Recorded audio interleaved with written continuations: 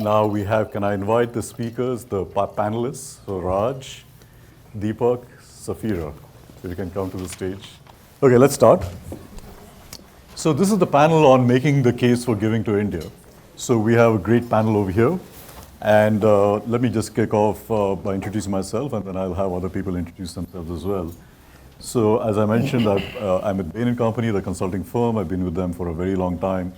I'll tell you why I'm here today, which is that I was at one point of time the managing partner for Bain in India. And during that time, we got involved with Astra, and we've been very happy to be a part of the journey over there. We've been supporting them for many years. And then the other thing is that I also do work with, as I mentioned, with Akshay Patra. I'm on the board over here and also chair the Advisory Council in India. I'm also on the advisory board of Britspan and the board of Central Square Foundation in India. And Bain is now getting to a point where they're deeply suspicious of whether I actually work for them or not. Anyway, so I do a fair bunch of work still with Indian organizations, foundations, and NGOs. And that's been my journey, but really the intent today in this panel discussion is to talk not about me, but about the people here on the stage.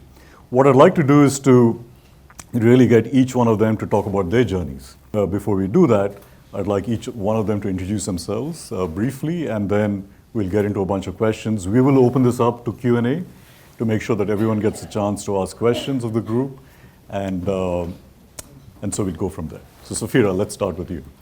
Safira Garadia, I apologize in advance. It seems I am losing my voice, but I run my family's foundation, and very quickly we fund almost entirely in India, broadly in the health and education spaces.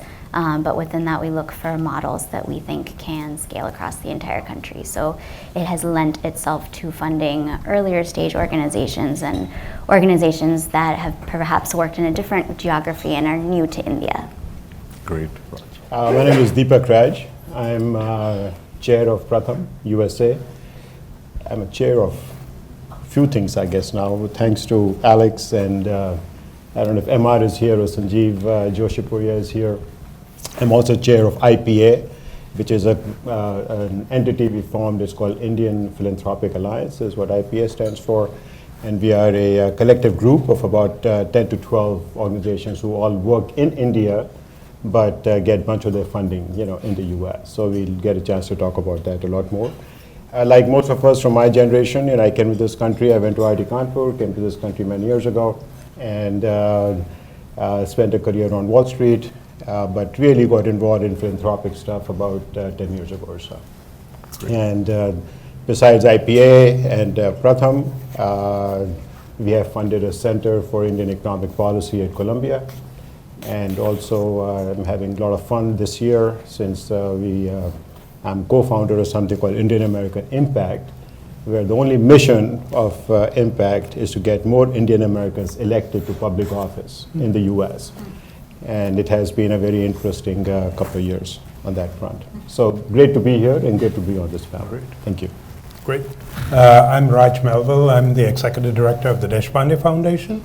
The Deshpande Foundation is a family foundation of Desh and Jayashree Deshpande.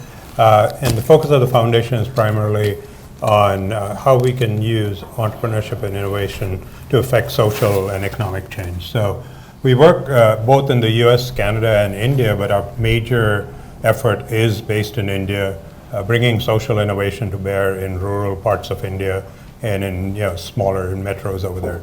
And I can talk a little bit more about that.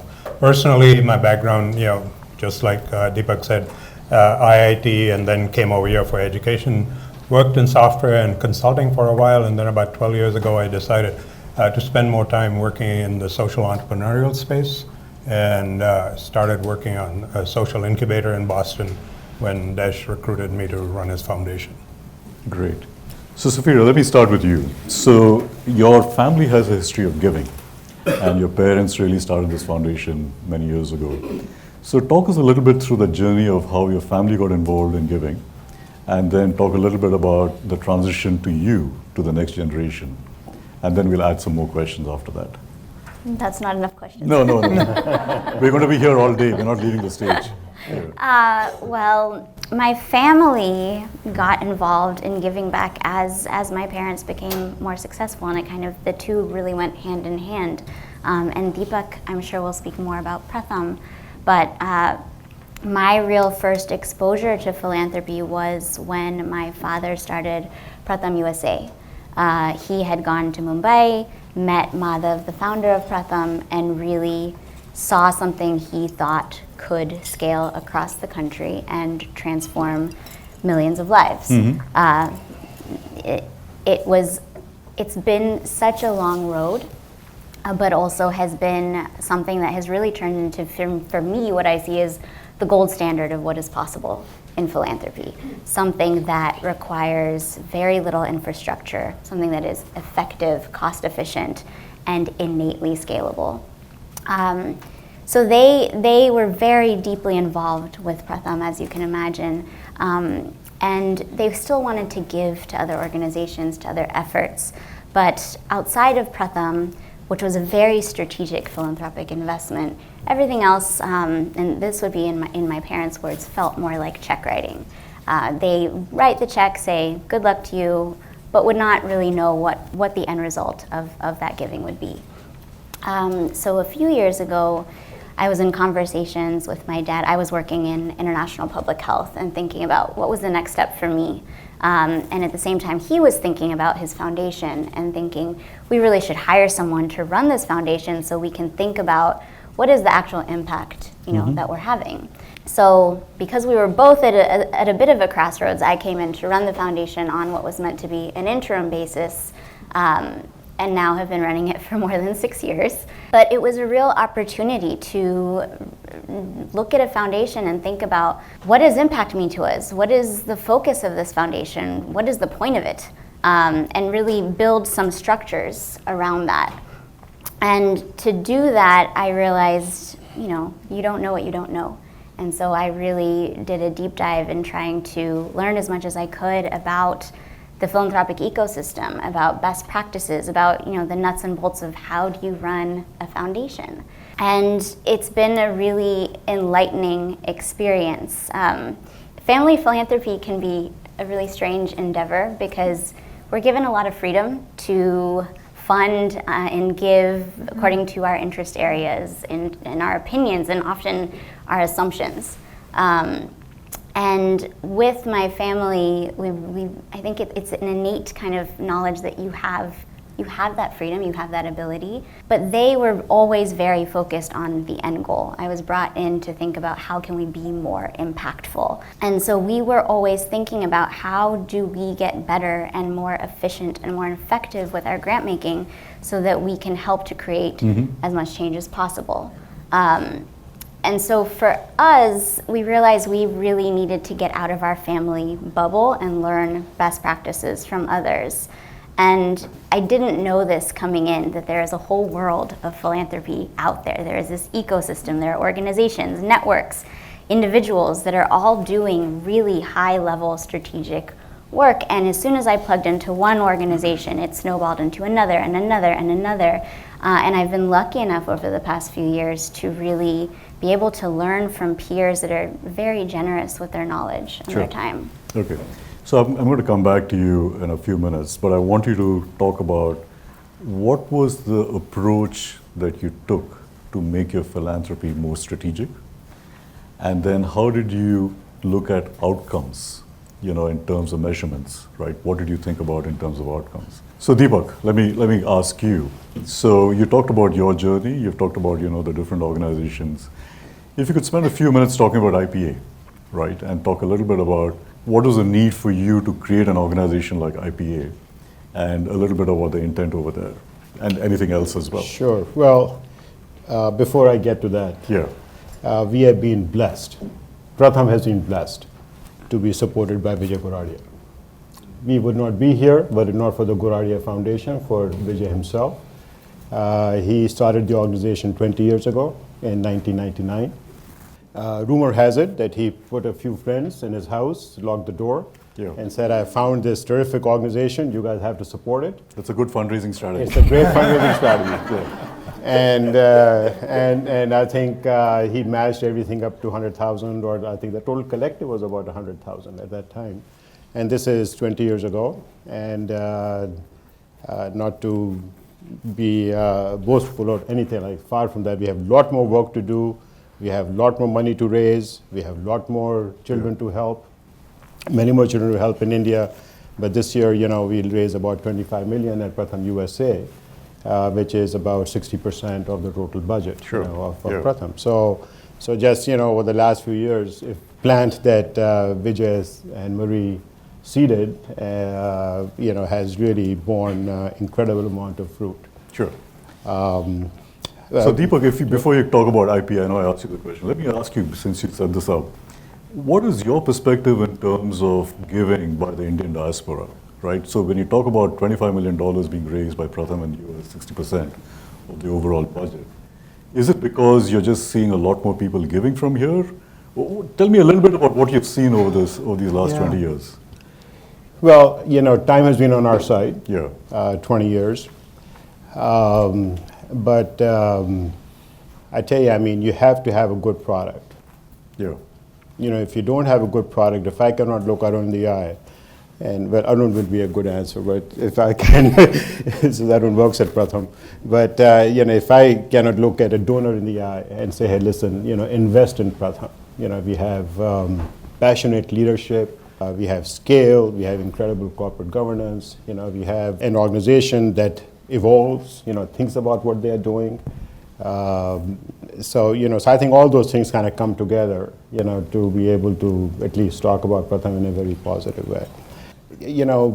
A journey for Pratham USA, internally speaking at least, we have tried to professionalize the organization. We are up to about 25 people now. Let me introduce a couple of people if you don't mind. Arun Tolani is our chief marketing officer, so he handles all our digital effort. So we are trying to raise money, in a direct mail or direct or digitally. As you might know, many of you may have met Rukmini and Madhav, who are incredible, CEOs and founder. Madhav is a co-founder. But they have worked very hard to put together a layer of people, below them. And if I can take one more minute on this, I'd like to introduce Aziz Gupta. Aziz is visiting from India, IIT Delhi, wrong IIT, IIT Kanpur, IIT Delhi, McKinsey, 3.5 years at Pratham in India. Went to Harvard Business School, just graduated this year. I kept telling him, you're going back, right? You're going back. And so he has gone back, and now he's running our strategic initiatives, in India. So, a deep management bench and a lot of stuff. So, but just your perspective, Deepak, are you seeing more people opening checkbooks, giving money? Yeah, I think if I can say 2 or 3 things there, one is, we have an incredibly engaged board. Incredibly engaged board. And everything starts, in my opinion, with the board that you have in your organization. Pratham USA, when I sit in these board meetings, I kind of pinch myself that, and these are, incredibly well-to-do, very successful people who have come together to support Pratham. So I think if there's one thing which has really made a huge difference to Pratham, is this incredibly engaged board, because the board members essentially have to look at each other and say, hey, listen, this is something we need to support.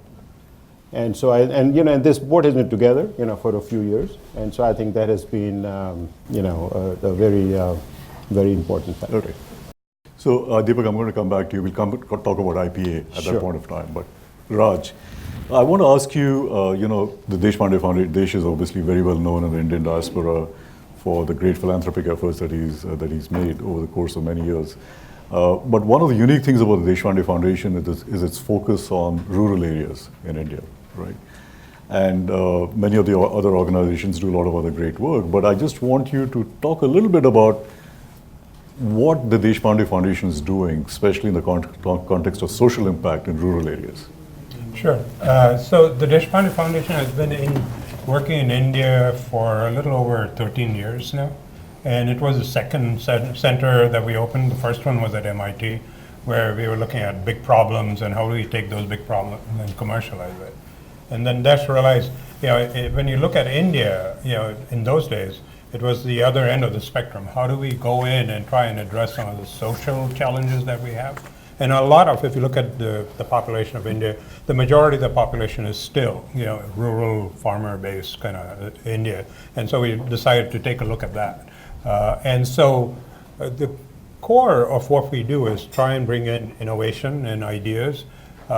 We feel, philanthropy needs to play two roles. It's the equivalent of, the venture capital space. We are the angel investors, right? So we play the role of doing two things. One is trust building, and the other one is risk mitigation. Because if you go and look at rural India, right, the average farmer over there is 1-2 acre farm. He or she is totally conservative and risk averse. You can't go in there and tell them, try this new thing because we know it works. Their livelihood depends on it, right? And so if they do that and it fails, it's the next year they're in debt, and they're in debt for life after that. And so the role that we play is to try out new ideas, encourage others with new ideas to come in over there, try them out. We've been doing that now for the last 12 years, and growing organizations that come there and test concepts. So we now work beyond just in the agrarian sector. We looked at the other big challenge, as you have mentioned over here, skills and skill development. India has got the population boom or the population bomb, depending on how we look at it, where the youth, we have 20 million youth coming into the market every year, and 90% of them are not finding jobs. Yeah. How do you address that? And then the whole area of livelihoods. So the bottom line is really livelihoods. When you look at farms and you look at farming communities, once you raise the incomes and livelihoods of people in the farm villages and in the farms, almost everything else will follow. Right? So by looking at them from that perspective, see how we can strengthen their livelihoods, whether directly through farm intervention. So we work with over 100,000 farmers, helping them learn better farming practices, organic farming, tying them to markets where they can get more value for what they're doing, helping them build the value chain so that they can capture more of the value both upstream and downstream. Yeah.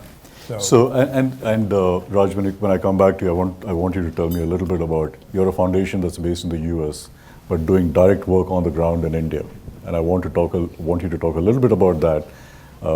And so we'll come back to that. I want to come back to you, Safira. So the question I asked you earlier, which is, what is your approach in terms of your portfolio? What is your strategic view in terms of how you think about giving? So, and then we can talk about outcomes as well. Sure. So it's a big question. So when I joined the foundation, we were essentially creating a structure from scratch.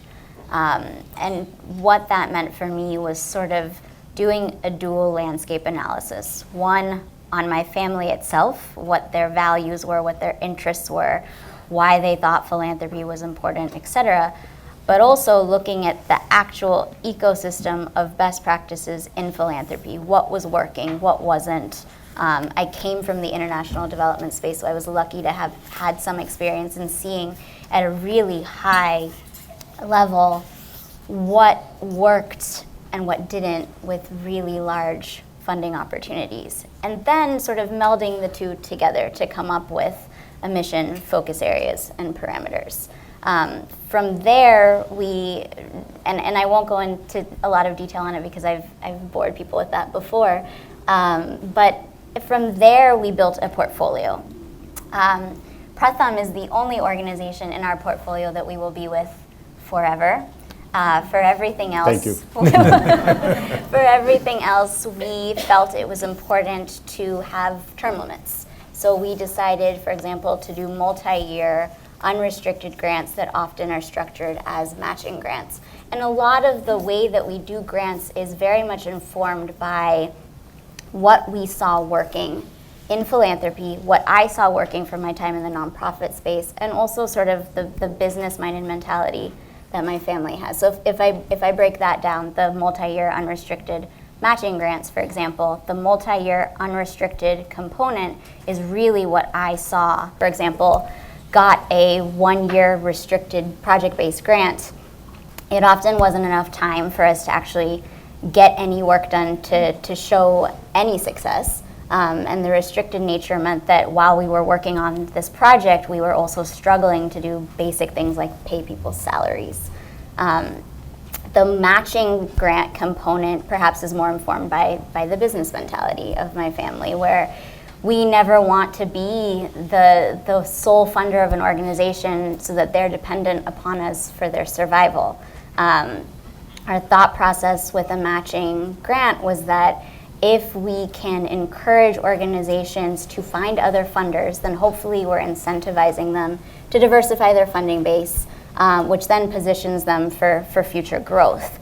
So it's sort of a combination of those three things: my nonprofit background, the business-minded mentality, and really learning what were best practices in philanthropy that informed our structure, our focus areas, and just the way that we actually deploy our grants. That's great. And I think there's more to learn, but probably not on this.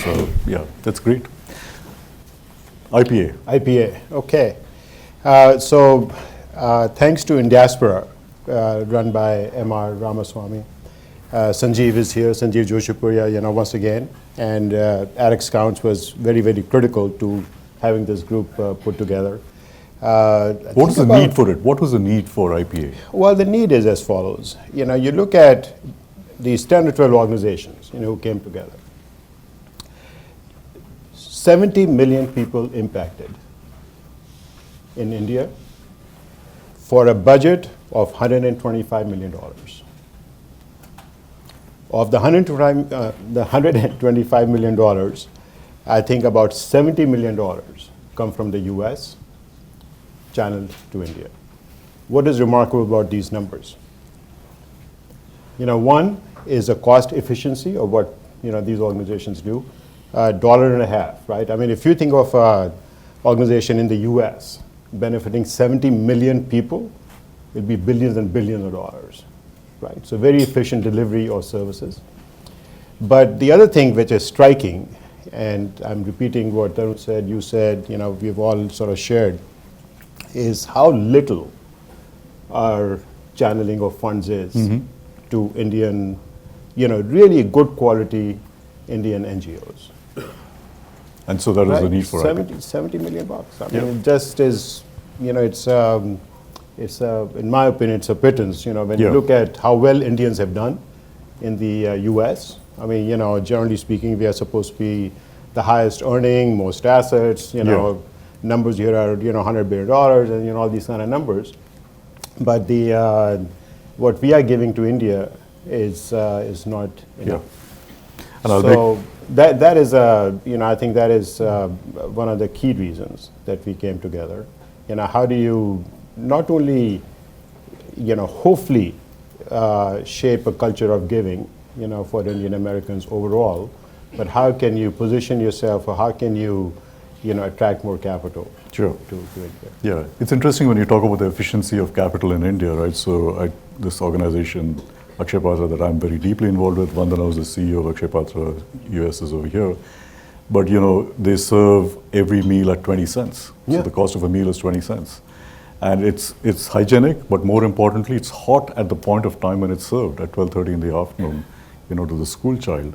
And it's amazing. So here, when we talk about solving hunger issues around the world, including actually over here in the Bay Area, there are things that one can learn from models in India. I think there's a lot more now that's coming back as much as it's going there as well. Absolutely right. Yeah. So, and two or three other things very quickly you mentioned that the Indian government is getting much more accommodating, I guess, accommodative, towards NGOs. I think there's a lot more work to do there. Yeah. I don't know how many of you have tried to get on Indian foundations boards. It is a pain in the neck. You have to run around from Midtown to downtown New York and get 100 signatures. I mean, it is crazy. And I think we need to really sort of, simplify that whole process. There are too many rules and regulations in India still, which need to be simplified, and many of these rules, kind of cancel each other, at many levels. So there's a lot of work to do, in India still. So I think there's really, how do you improve the culture of giving? How do you, make India an attractive destination? Yeah. How do you, market the proposition of giving to India to the broader community? Because America is a very, very generous country. How do you reach out to the broader community? And is there an opportunity for us to work, at least have a dialogue with the government? Yeah, great. I want to come to you. So we talked a little bit about what the Deshpande Foundation is doing in India. But there are lots of people in the room over here who might be thinking about, I'm interested in doing more in India. How do I get more involved? Or how do I make sure that my money is going to be put to good use, right? And especially in areas that need them the most, especially rural areas, the agri sector where you're doing work and so on. Just a couple of points or a few points in terms of what advice you might give them in terms of how to think about that. So in terms of, I think there's a lot of good organizations that are doing stuff in India. I think one of the things I find is a lot of people kind of gravitate to the major cities. So even if you look at the nonprofits, most of them cluster around the major cities because I guess that's where the funds are, right? But there is a lot of interesting work that is being doing in rural India. There's, Pradhan, there's, the Srijan, there's a whole bunch of organizations that are doing good, in-depth work in this field. And I think, the challenge really for us over here is to look at the bigger problem that we're faced in India. So it's, education, health, all those are, I think, symptoms of a certain cause, and the cause essentially is, livelihood and income, right? And so addressing that, and if you look at, again, the agricultural sector and the component that it plays within the Indian economy, I think looking at that and looking at the opportunities over there and trying to increase and enhance the equality of both the income and livelihoods over there is going to solve multiple problems at the same time, right? So one of the challenges we have in India is, the whole out-migration from villages to the cities.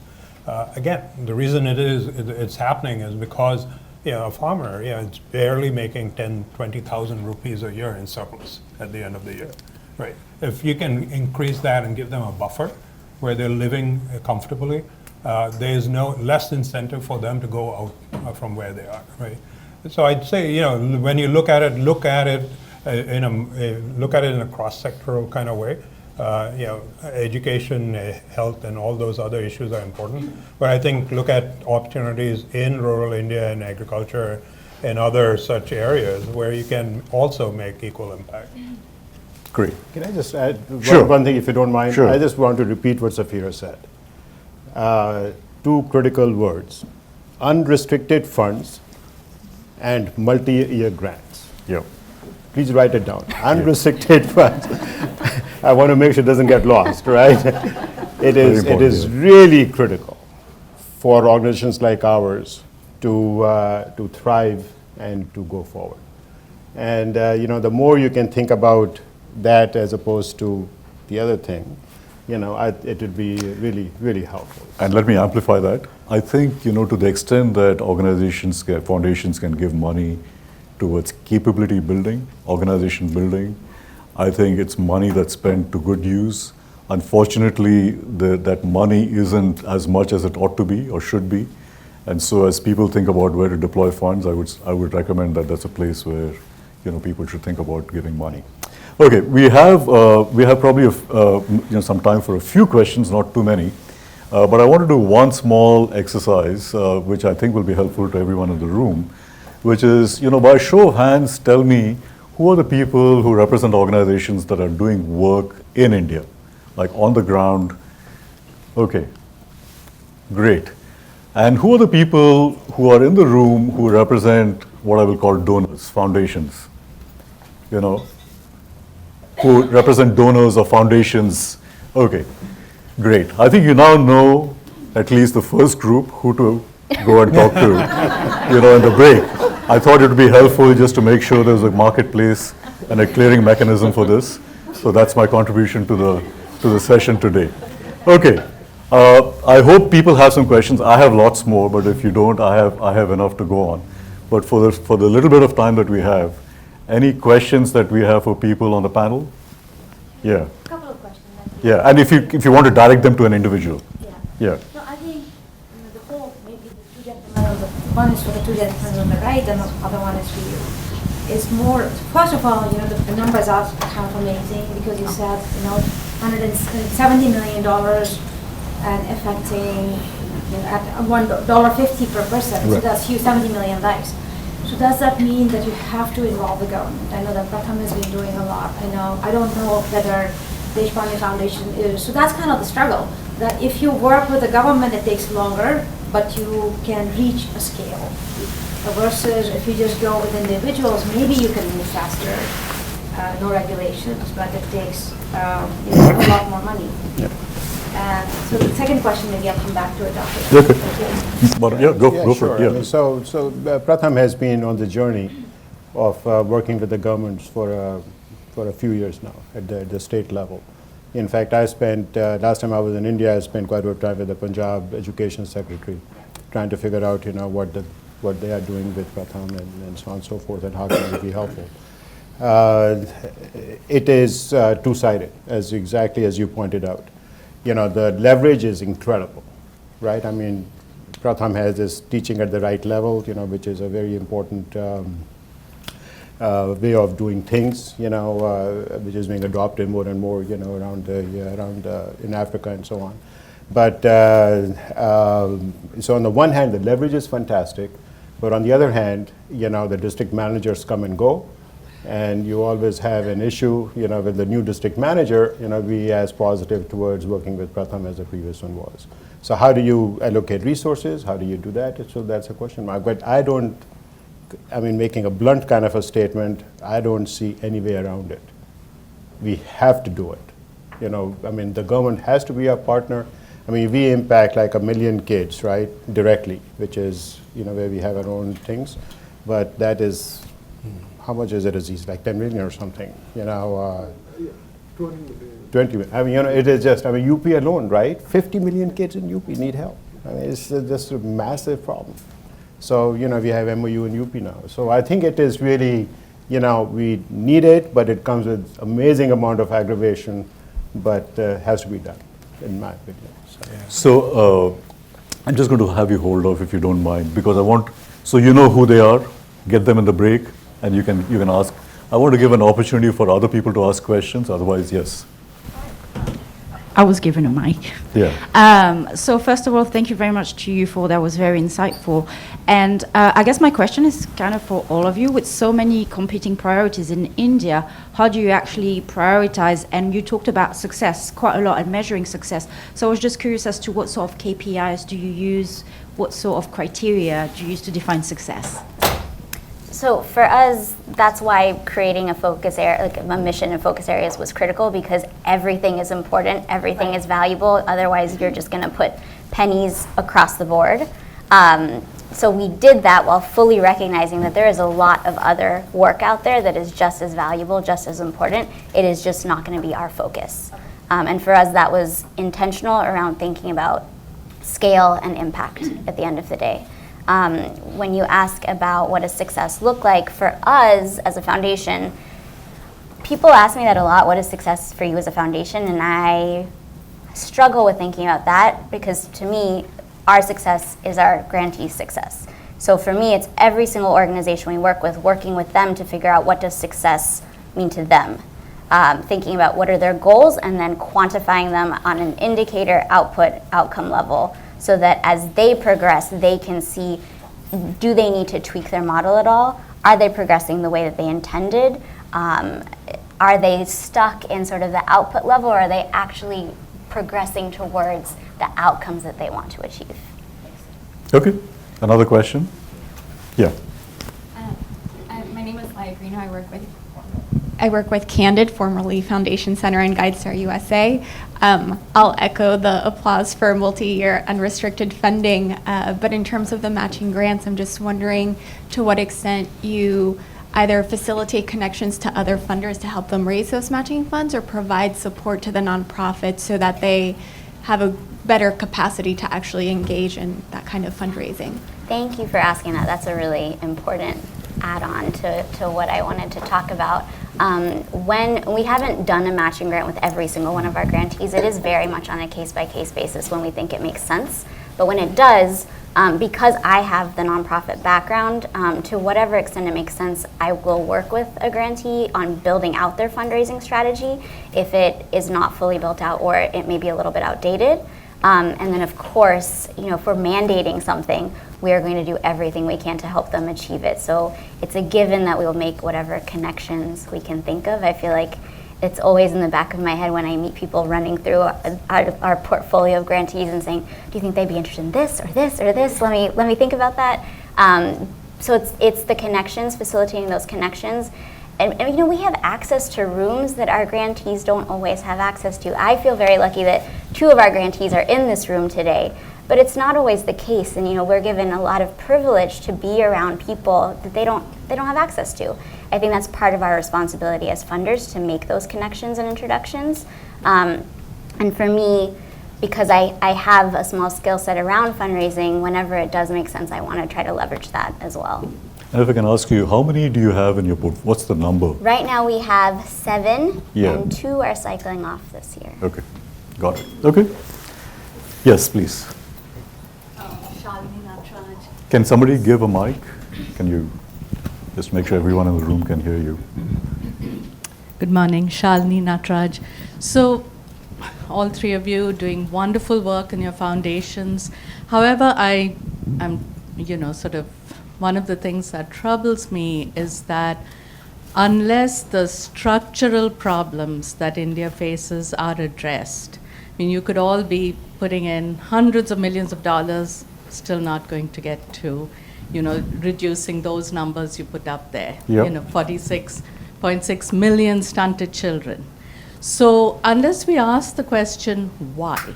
Why are those children hungry? Why are they stunted? Why are the farmers losing their livelihoods? And India has a huge problem with terrible governance, corruption, and socio-cultural norms that have to be addressed. And that is a stickier, more, sort of a complicated problem that most people don't want to touch. But I think it's imperative that we ask the why questions, because otherwise those numbers are never going to go down. Great point. So I'm going to actually direct this to Raj for one reason, which is that I think I agree with you that in general what we are addressing, if we talk about hunger, we talk about education, we are addressing sort of the symptom, but it needs to be addressed. It's very difficult for us to stand by and let a child go hungry or not educate the child, right? It's very difficult to do that. But I would say the underlying reason, and that's why I want to come to Raj, is that, and one of the things that the Deshpande Foundation is doing is to address the underlying cause, which is the economic opportunity that people have. And so maybe, Raj, you can talk to that, which is, I think, Desh, as the way he thinks about this is that, yes, there are things one can do to address things like hunger and education, but the underlying issues of economic opportunity and economic equality are things that he's thought a lot about. I think there are 2 parts to it. I think one is obviously the challenge, which is, addressing that economic opportunity that people are restricted or kind of don't have access to. But the other one is also, we believe there are people out there that are willing to do the right thing. You need to set the role model to make that happen. And part of what we do is we call it policy by proof of concept. Rather, the earlier question about interacting with the government and stuff like that, rather than start with them first, we take a challenge and we try to prove it and we show how it works. And that brings the right people out to work together with us. So we start from the bottom up rather than from the top down. So rather than try to go butt heads right from the top and try to change the system, we try to show how the system can be changed from the bottom. And at a small level, for example, at the village level, we go in there and we work with them to help build farm ponds. There's money already available in Karnataka for farm ponds from the government, but it goes waste. And the people who do it very inefficiently. But the way we do it, we show them how to do it sustainably. And the villagers come to us because of that. And the panchayats come to us because of that. And then slowly builds up from there. And so you start building this positive kind of ecosystem from the ground up. And our approach has always been that ground up, customer focused approach that will help kind of build relationships. And in the long term, you have to work with the government. We have to help change the processes that are in place, because they are the biggest players around. Great. So we're going to stop. We are going to stop here. My apologies. We'd love to be here for the rest of the day, but we do have to move on. So thank you very much. I want to thank the 3 individuals over here as part of the panel. They represent, not just their own personal giving, but foundations and organizations that are doing great work in India. So I'm hoping that you'll get a chance to interact with them either in a break or somewhere else. But thank you very, very much for spending the time over here. Thank you very much. Thank you.